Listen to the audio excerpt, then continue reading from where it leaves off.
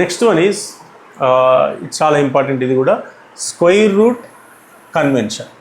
ఇక్కడ కూడా చాలామంది స్టూడెంట్స్కి చాలా కన్ఫ్యూజన్ ఉంటుంది.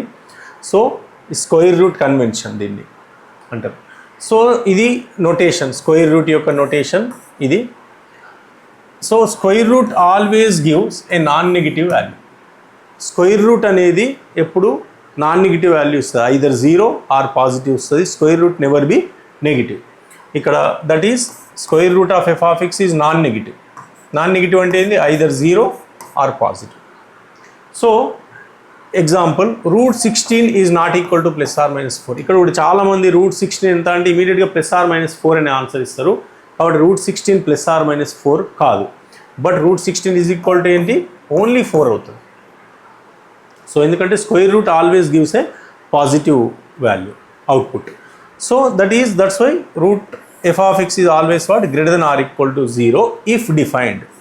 ఇఫ్ డిఫైన్డ్ అంటే ఏంటంటే ఈ ఇన్సైడ్ ద రాడికల్ సైన్ ఇది కంపల్సరీ మనకు ఐదర్ 0 ఆర్ పాజిటివ్ కావాలి. ఈ రూట్ లోపల ఉన్నది ఎప్పుడు కూడా నెగిటివ్ కాకూడదు. నెగిటివ్ అయితే అది ఇమాజినరీ నెంబర్ అవుతుంది, కాంప్లెక్స్ నెంబర్ అవుతుంది. కాబట్టి root f of X is always greater than or equal to 0 if defined అన్న. ఇఫ్ డిఫైన్డ్ అంటే మీనింగ్ ఏంటి, ఇన్సైడ్ ద రాడికల్ అనేది ఐదర్ 0 ఆర్ పాజిటివ్ కావాలి, నెగిటివ్ కాకూడదు. సో ఇంతకుముందు చూసిన mod definition, mod x is not equal to +or-x. mod x definition ఏంటి, mod x equal to x if x is greater than or equal to 0, mod x equal to x minus x if x is less than 0. ఇది already చూసినాం.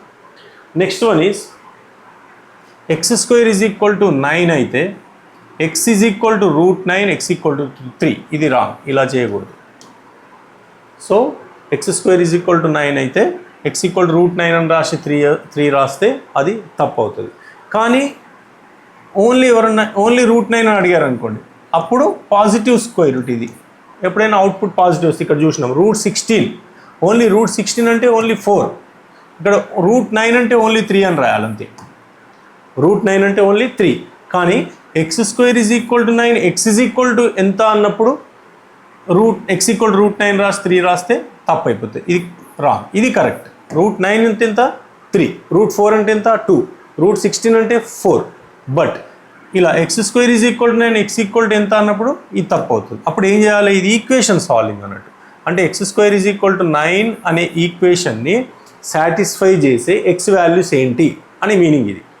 కాబట్టి x² is equal to 9 అయినప్పుడు x equal to +or-√9 అని రాయాలి.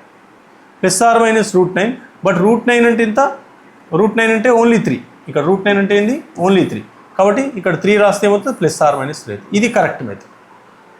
ఇదేమో equation solving. x² is equal to 9, x is equal to √9. ఇవి రెండు different questions. x² is equal to 9, then x is equal to అనే క్వశ్చను, ఇది ఒక question. Second question √9 is the question, ఈ question mark. So ఈ రెండు different క్వశ్చన్లు entirely. So దీనికి ఆన్సర్ ఏమని చెప్పాము, ఓన్లీ పాజిటివ్ అవుట్పుట్ వస్తుంది. కానీ దీనికి ఆన్సర్ ఏంటి, x ఈక్వల్ టు ఏమొస్తుంది, +3 వస్తుంది, -3 వస్తుంది. ఇక్కడ సాల్వ్ చేసినాం. సో అవి రెండు ఎంటైర్లీ డిఫరెంట్ క్వశ్చన్స్. ఇది square root convention. So next ఇక్కడ √x² is not equal to x, but √x² is equal to what, mod x అవుతుంది ఇది. సో √x² అనగానే x అని రాయకూడదు, √x² అనగానే x అని రాయకుండా √x² అంటే ఏమని రాయాలి, mod x రాయాలి. ఇప్పుడు రీజన్ చూద్దాం, మరి √x² is equal to x ఎందుకు కాదు. దానికోసం మనం ఏం చేద్దామంటే, if possible let √x² equal to x. √x² equal to x అని తీసుకుందాం. ఇది నాట్ ఈక్వల్ టు x అని ప్రూవ్ చేయాలి, కానీ తీసుకుందాం. తీసుకుంటే ఏమవుతుందో చూద్దాం. ఇందులో ఏం చేద్దామంటే, put x equal to -4 substitute చేయండి. x ఈక్వల్ టు -4 సబ్స్టిట్యూట్ చేస్తే ఇక్కడ ఏమవుతుంది, -4² అవుతుంది. ఇక్కడేమో -4. ఇదేమవుతుంది, this is √16, this is equal to what, -4. ఇంతకుముందే చూసినాము స్క్వేర్ రూట్ ఎప్పుడైనా ఏమవుతుంది, ఐదర్ 0 ఆర్ పాజిటివ్ వస్తుంది. కాబట్టి √16 అంటే +or-4 కాదు, ఓన్లీ 4 అవుతుంది. Is equal to what, -4. మనకేమొచ్చింది 4 is equal to -4. ఇది అబ్జర్డ్, ఇది మీనింగ్లెస్. కాబట్టి మనకెందుకు ఇలా వచ్చింది? √x² ఈక్వల్ టు x అనుకున్నాం. కాబట్టి ఇలా అనుకోవడం వల్ల మనకేమొచ్చింది? 4 ఈజ్ ఈక్వల్ టు -4 వచ్చింది. కాబట్టి √x² is what? Not equal to x. అదేమవుతుంది? √x² equal to mod x అవుతుంది. ఇది సింపుల్ చెక్ చేయొచ్చు. ఇది ట్రూ అవుతుందా లేదా చూద్దాం. √x² equal to mod x. ఇక్కడ సబ్స్టిట్యూట్ చేయండి. x equal to -4. సబ్స్టిట్యూట్ చేస్తే ఏమవుతుంది? Root of -4² is equal to -4 mod. So ఇదేమవుతుంది? √16 is equal to mod of -4. So √16 అంటే మనకు తెలుసు ఎంత? +4 అవుతుంది. mod ఆఫ్ -4 ఏంటి? 4 అవుతుంది. కాబట్టి 4 ఈజ్ ఈక్వల్ టు 4 అని వచ్చింది. కాబట్టి √x² ఈజ్ ఈక్వల్ టు ఏమవుతుంది? mod x అవుతుంది. √x² ఈజ్ mod x అవుతుంది. ఇది దీనికి reason. So next right note. So ఇదేంటంటే 0/0 1 అవుతుందా? ఇలా 0/0 తీసుకొని ఇలా క్యాన్సిల్ చేసి ఇలా 1 అని రాయచ్చా? ఈజ్ దిస్ కరెక్ట్ అనేది క్వశ్చన్ ఇక్కడ. సో ఎందుకంటే సపోజ్ 2/2 మనకు తెలుసు. 2/2 ఎంత అవుతుంది? 1 అవుతుంది. 3/3 ఏమవుతుంది? 1 అవుతుంది. కాబట్టి అట్లనే 0/0 1 అవుతుందా అనేది క్వశ్చన్. సో ఇదే క్వశ్చను శ్రీనివాస రామానుజన్ స్కూల్లో ఉన్నప్పుడు వాళ్ళ టీచర్ని అడిగిండు.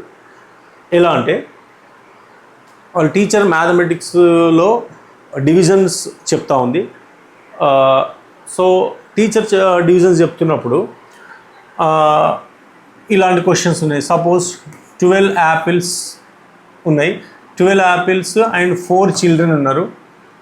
ఈ 12 యాపిల్స్ 4 చిల్డ్రన్కి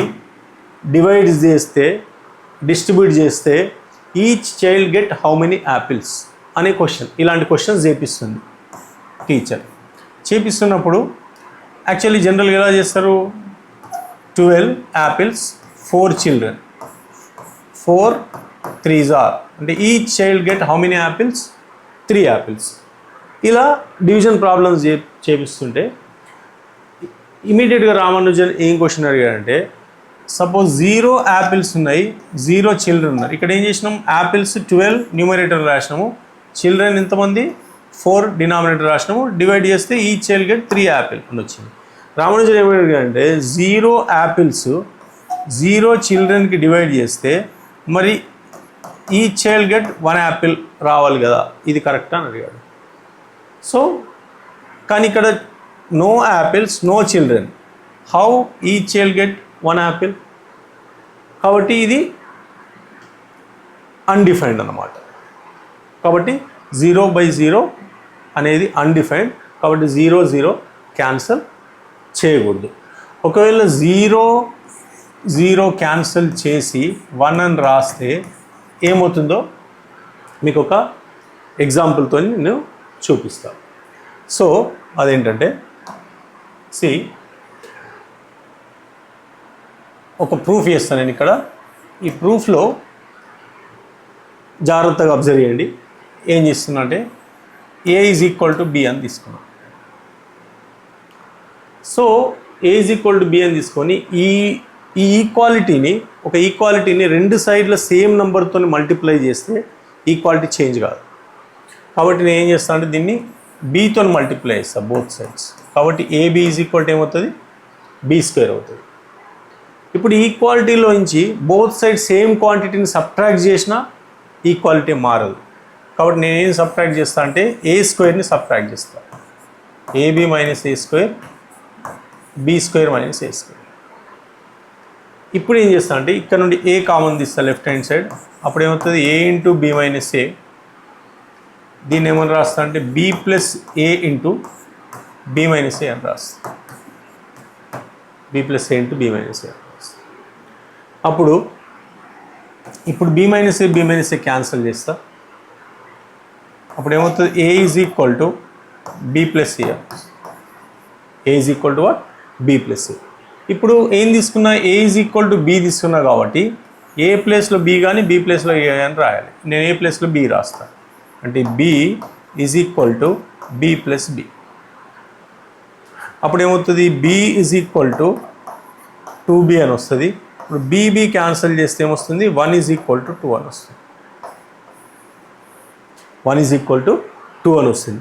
కానీ ఇది అబ్జర్వ్ కదా, మీనింగ్లెస్ కదా. 1 ఈజ్ ఈక్వల్ టు 2 కాదు, ఇది మీనింగ్లెస్. సో అంటే ఏంటి, మన ఈ ప్రాసెస్లో ఎక్కడో మిస్టేక్ ఉంది. సో మీరు ఒక్కసారి వీడియో పాజ్ చేసి మీరు ఎక్కడ మిస్టేక్ ఉందో కనుక్కొని మీరు కామెంట్ సెక్షన్లో రాయండి ఎక్కడ మిస్టేక్ అనేది. సో ఇప్పుడు ఈ మొత్తం ప్రాసెస్లో మనకు ఎండ్ ఏమొచ్చింది, ఏ ఈజ్ ఈక్వల్ టు బి తీసుకున్నా ఎట్ ద ఎండ్ ఏమొచ్చింది 1 ఈజ్ ఈక్వల్ టు 2 అని వచ్చింది. అది మీనింగ్లెస్, అది అబ్జర్వ్. కాబట్టి ఇక్కడ ఈ ప్రాసెస్లో ఎక్కడో మిస్టేక్ ఉంది. ఏ స్టెప్లో మిస్టేక్ ఉంది అంటే మీకు ఇక్కడ ఏ ఈజ్ ఈక్వల్ టు, నేను ఇనిషియల్గా A is equal to B అని తీసుకున్నా. A is equal to B అంటే B minus A is equal to ఏంటి 0. A is equal to B అంటే B minus A is equal to 0. కాబట్టి ఈ వాల్యూ ఏమవుతుంది 0 అవుతుంది, B minus C B minus C. కాబట్టి నేను ఏం చేసిన, బోత్ సైడ్స్ 0 క్యాన్సిల్ చేసిన.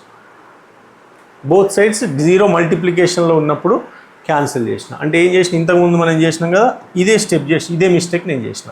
అంటే ఏంటి 0 0 ఇలా క్యాన్సిల్ చేసి 1 అని రాసిన ఇండైరెక్ట్గా ఇక్కడ యాక్చువల్లీ.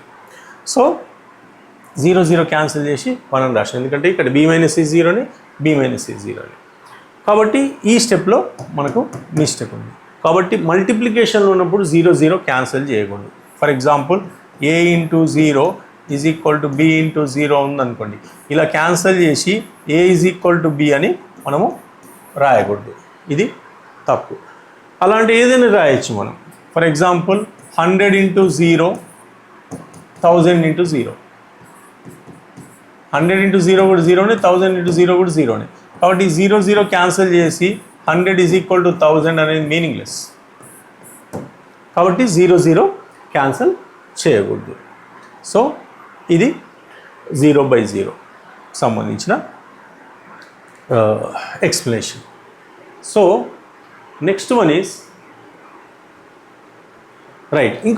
ఇక్కడ ఒక ఇంట్రెస్టింగ్ స్టోరీ, ఒక ఫేమస్ మ్యాథమెటిషియన్ గురించి చెప్తాను. ఆ mathematician Carl Friedrich Gauss. So Gauss కూడా సేమ్ 6-7 ఇయర్స్ ఉన్నప్పుడు వాళ్ళ స్కూల్ టీచర్ ఒక టీడీఎస్ టాస్క్ ఇచ్చింది. పిల్లలు క్లాస్ రూమ్లో ఎక్కువ అల్లరి చేస్తుండ్రని చెప్పేసి ఒక కష్టమైన క్వశ్చన్ ఇద్దాము, సో దట్ స్టూడెంట్స్ ఎక్కువ సేపు దాన్ని వర్క్ చేయాల్సి ఉంటుందని చెప్పేసి ఒక టీడీఎస్ టాస్క్ ఇచ్చింది. సో ఆ క్లాస్లో గాస్ ఉన్నాడు.